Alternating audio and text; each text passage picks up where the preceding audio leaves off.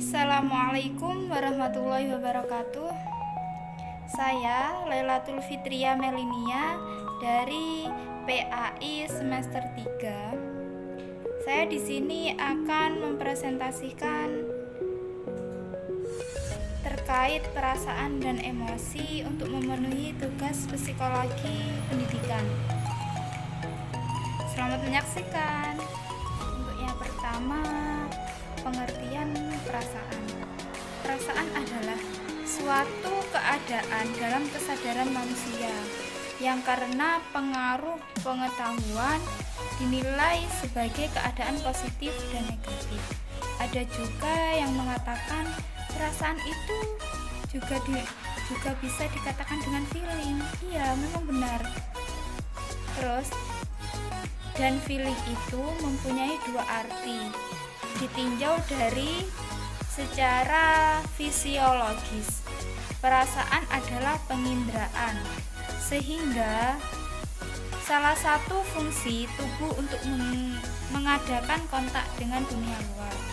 Dalam psikologis, perasaan mempunyai fungsi. Fungsi apa? Fungsi menilai, yaitu penilai terhadap suatu hal. Makna penilaian ini tampak, misalnya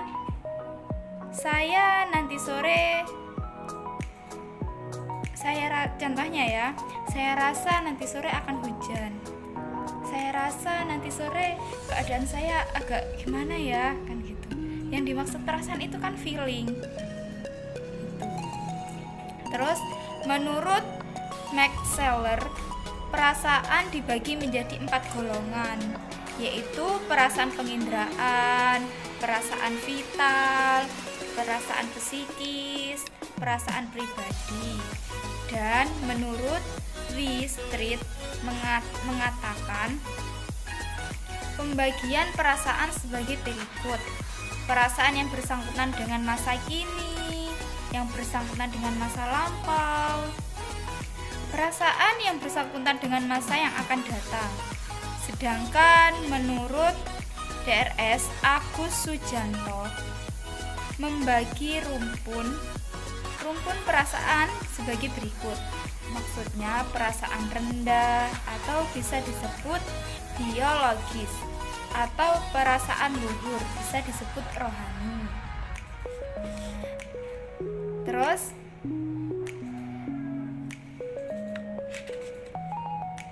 terkait emosi, kata emosi diturunkan dari bahasa Prancis emotion. Emosi adalah suatu perasaan ingin melebihi dari sifat individu terhadap suatu objek, sehingga cenderung berupaya untuk mengekspresikan dan mengaplikasikannya. Contohnya gini, sebal, marah. Emosi kan garis besarnya itu marah. Terus iri hati, cemburu, dan juga bisa afeksi atau sayang, terus dan bahagia. Terus kalau terkait emosi dan perasaan itu biasanya muncul yang paling utama itu perasaan. Sebab kan yang dirasa itu gimana? Kalau emosi itu kan menyusul. Ketika kita tidak sesuai dengan apa yang dilakukan itu biasanya kan greget. Di dalam hati itu ada gejala apalah gitu. Terus ketika kita tidak menyetujui itu, biasanya lah muncullah pikiran terkait akan membanting sesuatu atau melempar sesuatu, bisa memukul sesuatu juga.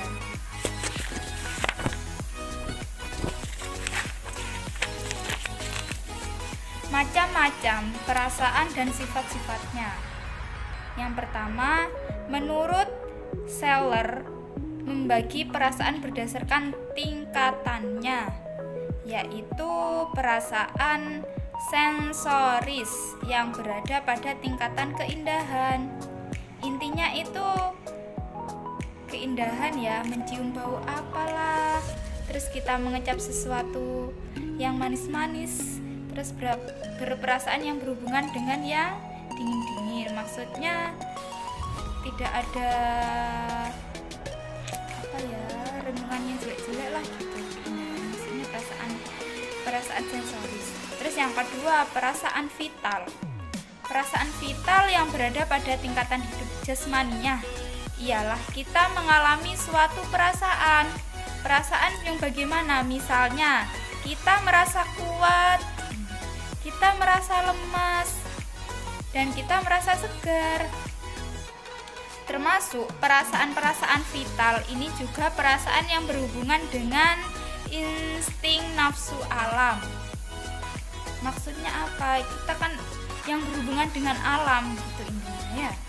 Terus yang ketiga, perasaan psikis yang berada pada tingkatan rohani yang ada pada kita. Ialah kita mengalami sesuatu perasaan yang tidak berhubungan lagi dengan sesuatu yang bersifat jasmaniah, tetapi yang berada pada tingkatan kejiwaan. Misalnya, kita merasa gembira sebab apa? Sebab mengalami kemenangan. Kita berduka sebab kehilangan dan sebagainya. Perasaan yang keempat yaitu perasaan pribadi yang berada pada tingkatan perorangan. Ya, pribadi, individu, bisa dikatakan dengan individu. Semua perasaan begitupun juga dengan peristiwa-peristiwa jiwa lainnya bersifat pribadi. Contohnya gini loh, saya merasa sesuatu berhubungan dengan saya sendiri yang berlainan dengan orang lain. Intinya yang dengan awak dewe ya bahasanya, tidak menyangkut pautkan dengan orang lain. Yang kelima, berdasarkan nilai-nilai hidup yang kita kejar dalam hidup kita, yang memengaruhi segala perbuatan kita. Contohnya gini, perasaan sosial dan perasaan agama. Tergantung pada bidang manakah sesuatu yang menimbulkan perasaan puas dan tidak puas, perasaan senang atau tidak senang gitu. Tergantung. Tapi sedangkan menurut Max Scheler mengajukan empat macam perasaan. Yang pertama, perasaan tingkat sensatis, yaitu perasaan yang berdasarkan atas kesadaran yang berhubungan dengan stimulus pada kejasmanian. Misalnya rasa sakit, panas, dingin. Yang kedua, perasaan kehidupan vital, seperti yang menurut pendapat Scheler juga ya, tapi mungkin beda pengertian. Kalau menurut Max Scheler, vital itu perasaan bergantung pada keadaan jasmani seluruhnya. Misalnya rasa segar, ternyata sama ya isinya. Perasaan yang ketiga, perasaan kejiwaan, yaitu merupakan suatu perasaan misalnya gembira, susah, takut. Terus untuk yang keempat, perasaan kepribadian sama yang kayak yang tadi ya, individu, merupakan berhubungan dengan keseluruhan pribadi. Misalnya perasaan harga diri, perasaan putus asa, perasaan puas, itu kan mengandung diri sendiri. Terus yang kedua yaitu sifat-sifat perasaan. Perasaan berhubungan dengan peristiwa persepsi, merupakan reaksi kejiwaan terhadap stimulus yang mengenainya. Contohnya, orang yang melihat suatu konser musik, maka ada yang merasakan bahwa itu menyenangkan, tetapi juga ada yang bilang biasa-biasa saja, bahkan tidak senang. Karena kita kan setiap orang beda-beda. Kalau saya sih suka musik apa ya? Dangdut lah ya, asik. Mungkin kalau yang lain pop. Ketika mendengarkan laguku ya nggak enak lah, biasa-biasa aja gitu. Terus yang kedua, perasaan sifat subjektif. Maksudnya bila dibandingkan dengan peristiwa-peristiwa kejiwaan yang lain. Sebagai contoh, bahwa stimulusnya sama, yaitu melihat konser musik, tapi perasaan yang ditimbulkan bermacam-macam sesuai dengan keadaan masing-masing individu. Jadi tidak satu perasaan ya.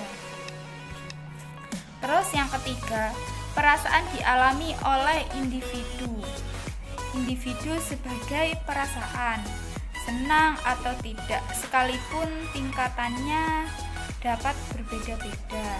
Walaupun demikian, sementara ahli yang mengemukakan bahwa perasaan senang dan tidak senang hanyalah merupakan salah satu dimensi saja dari perasaan. Hanya dimensi ya, bukan apa-apa loh. Yang B, kemampuan perasaan dan emosi. Yang pertama, perasaan. Perasaan itu dalam istilah lain disebut renjana, adalah gejala psikis yang dimiliki sifat khas subjektif yang berhubungan dengan partipsi dan talami sebagai rasa senang, tidak senang, sedih, gembira dalam berbagai derajat dan tingkatannya. Setiap individu memiliki intensitas atau derajat perasaan yang berbeda walaupun menghadapi stimulus yang sama. Kualitas perasaan ditentukan oleh perasaan senang atau tidak senang, gembira atau sedih, simpatik atau empatik ya. Selanjutnya, perasaan itu memiliki ciri-ciri. Yang pertama, ciri-ciri spesifik, yaitu perasaan selalu terkait dengan gejala kejiwaan yang lain, khususnya persepsi. Contohnya, perasaan gembira saat menonton pertandingan. Intinya itu perasaan gembira. Yang kedua, dalam diri seseorang timbul perasaan gelisah dan takut karena memikirkan trauma masa lalu. Terus, pada saat menonton pertandingan, ada penonton yang bersorak gembira karena kebalasannya ya yang dijagokan dapat menjebol gawang. Tetapi dari pihak lain ada yang sedih karena tim favoritnya kalah gitu. Intinya timbal baliknya ya. Dalam keluarga, pada saat menanti anaknya belum pulang dari sekolah, si ibu mungkin cemas. Tetapi si anak sih biasa tenang-tenang saja ya, nggak ada oh iya nanti orang saya kalau nggak pulang pasti saya di arep-arep bahasanya ya.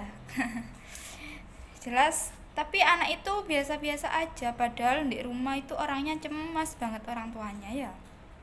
Terus yang kedua, perasaan dialami oleh individu sebagai perasaan senang dan tidak senang. Contohnya seorang mahasiswa ya. Contohnya seorang mahasiswa perasaan senang ketika nilai ujiannya baik. Terus yang kedua, seorang mahasiswa tidak senang kepada dosen yang cara mengajarnya tidak jelas. Kan ada juga gitu ya. Yang B, jenis perasaan. Memberikan klasifikasi perasaan sebagai berikut, yaitu perasaan keinderaan, yaitu perasaan yang berkaitan dengan alat indera, misalnya perasaan yang berhubungan dengan pengecapan, misalnya rasa asin, rasa manis, rasa pahit, ya, dan sebagainya.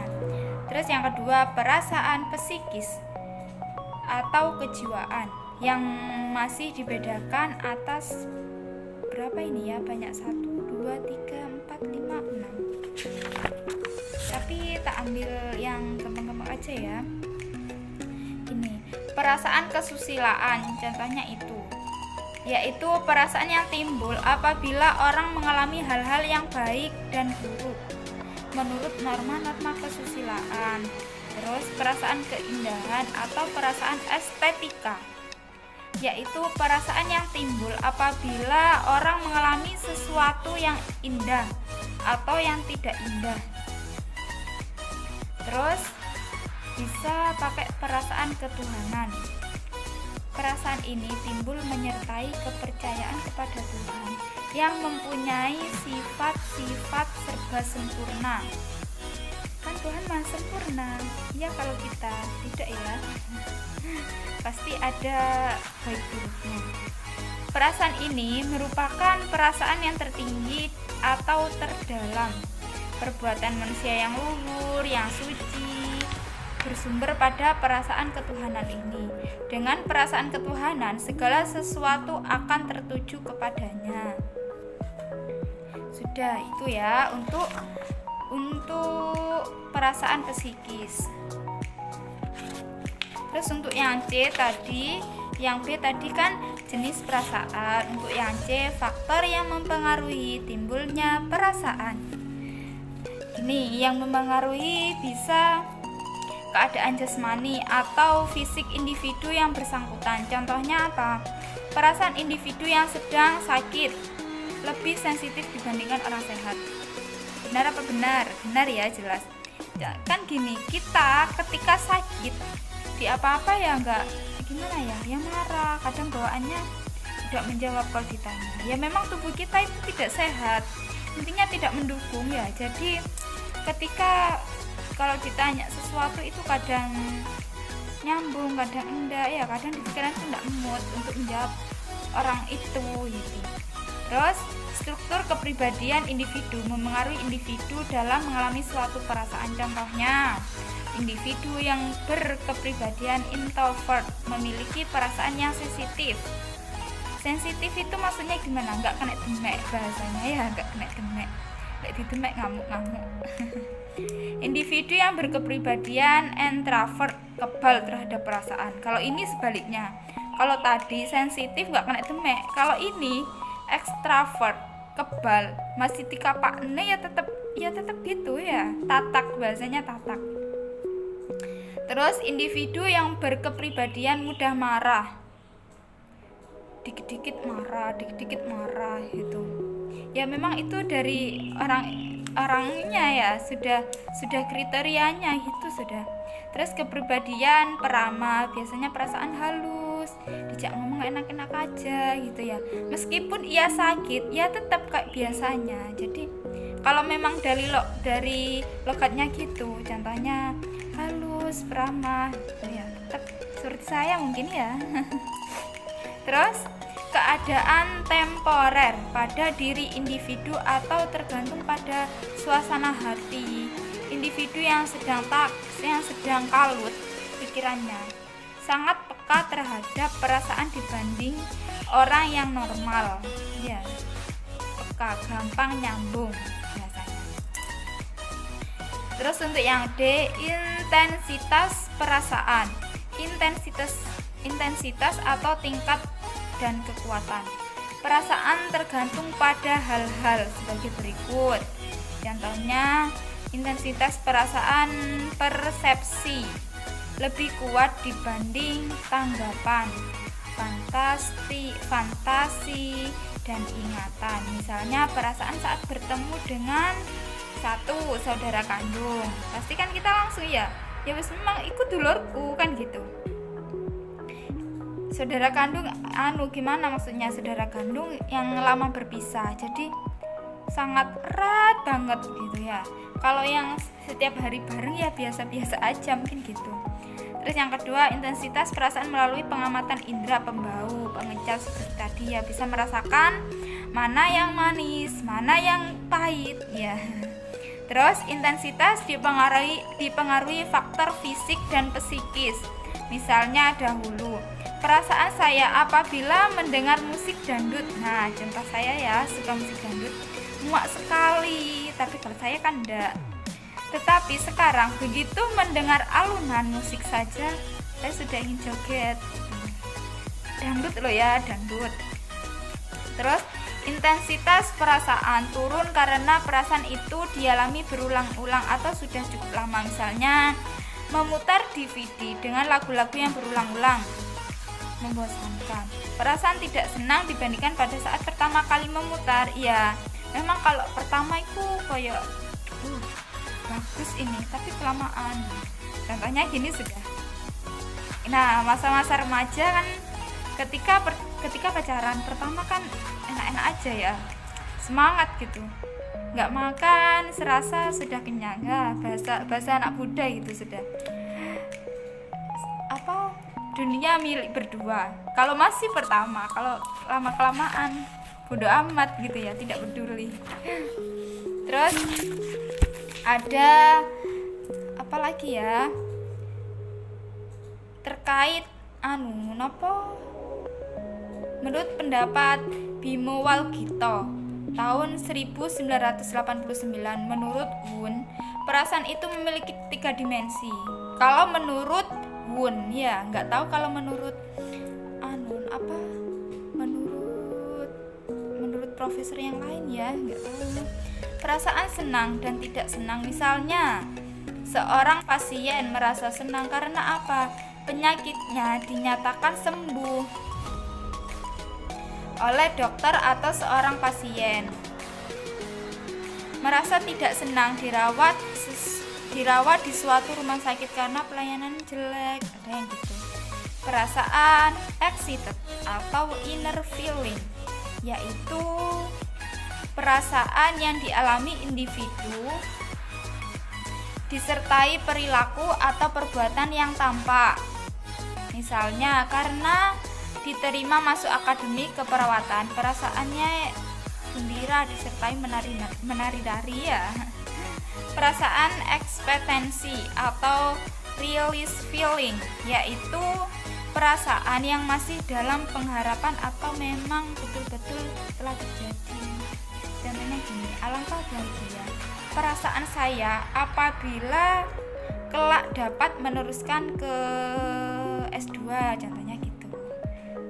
Terus contoh kedua, waktu saya dinyatakan diterima di S1 perguruan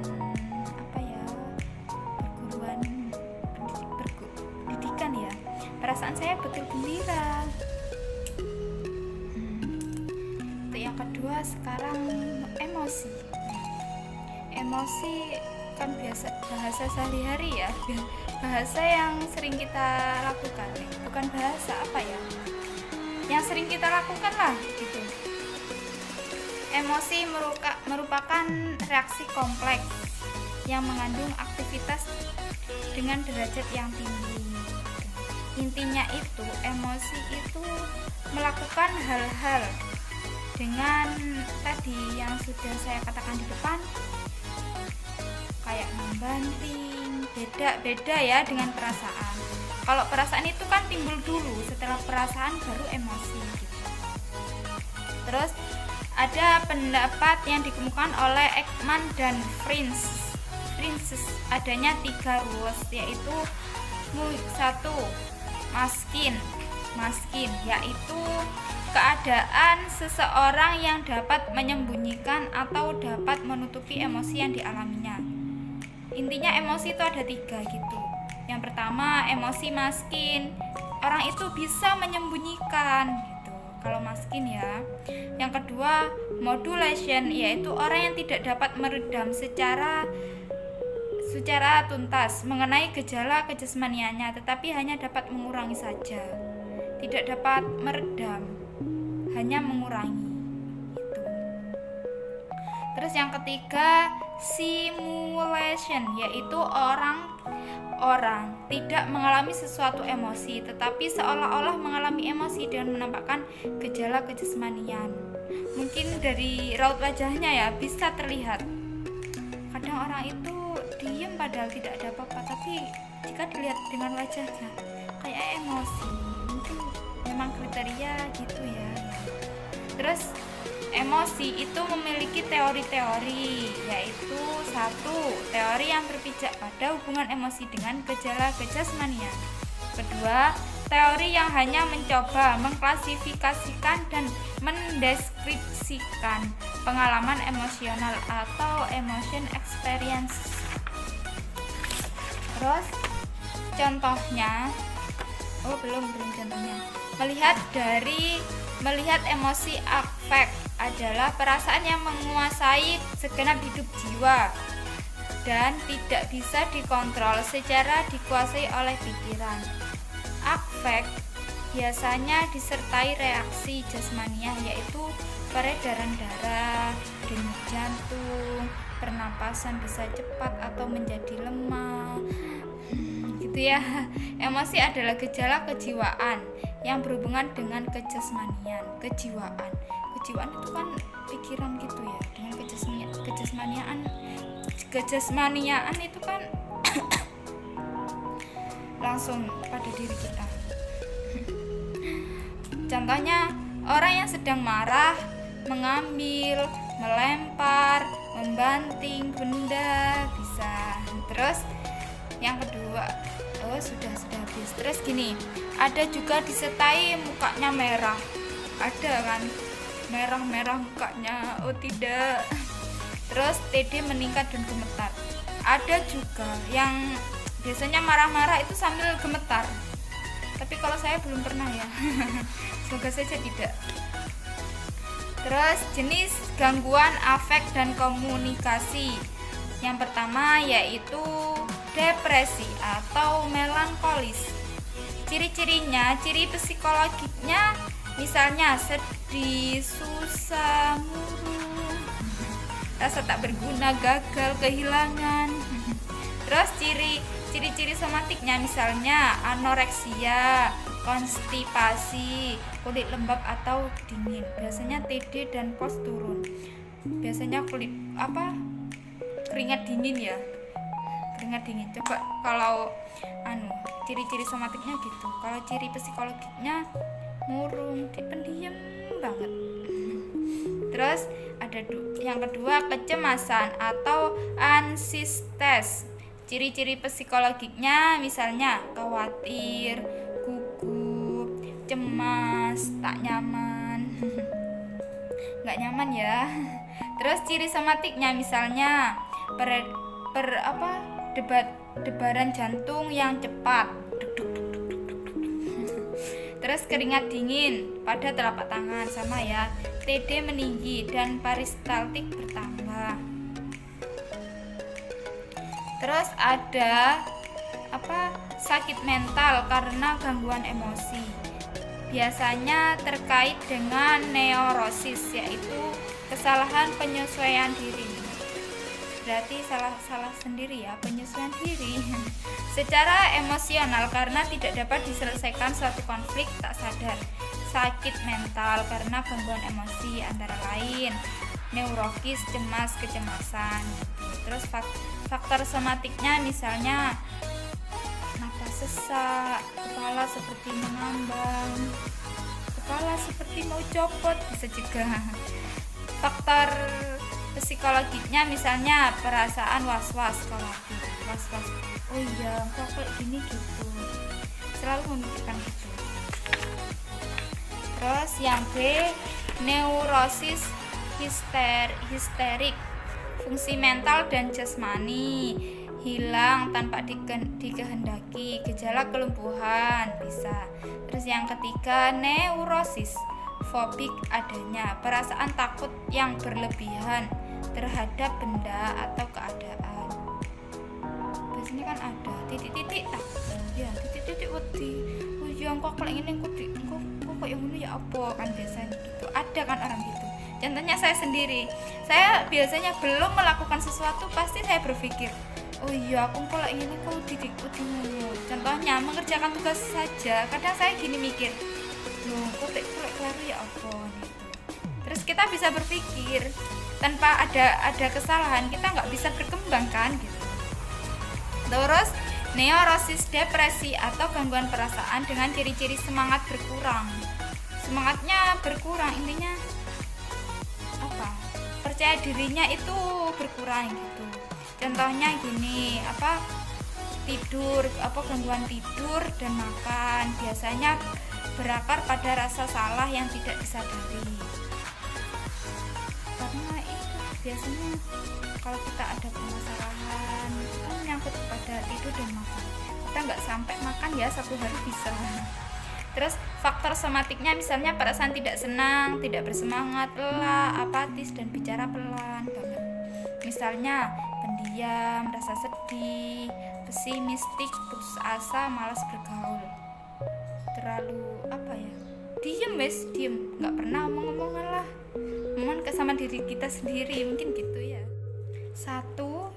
Komponen-komponen yang ada dalam emosi. Jadi daftar komponen emosi mencakup 1. Respon tubuh internal, terutama yang melibatkan sistem saraf otonomik. Yang 2, keyakinan atau penilaian kognitif bahwa telah terjadi keadaan positif atau negatif tertentu.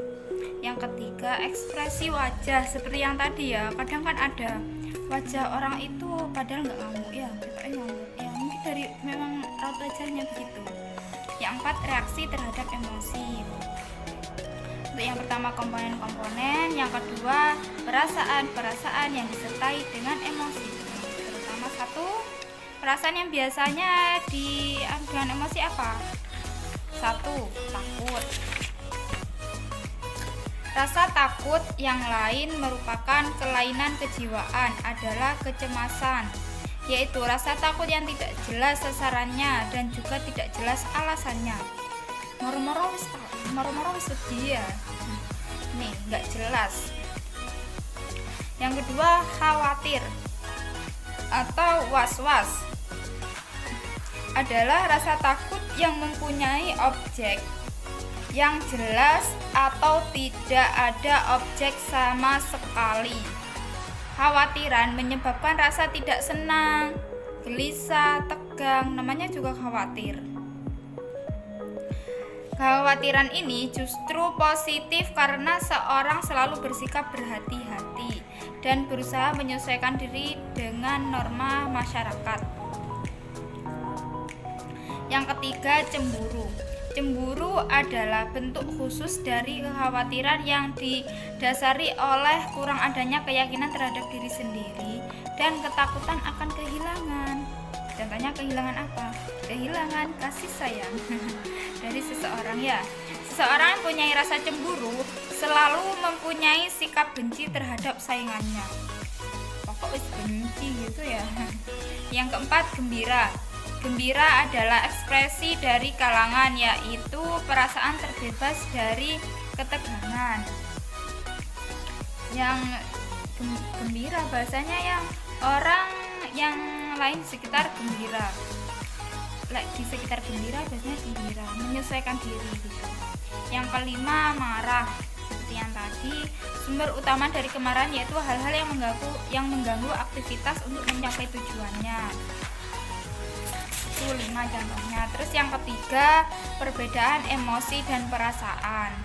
Pada umumnya perbedaan antara emosi dan perasaan adalah untuk yang pertama yaitu emosi berlangsung tidak lama, hanya beberapa waktu ya, sedangkan perasaan dapat berlangsung untuk waktu yang lama. Perasaan itu kan takut gini gitu ya.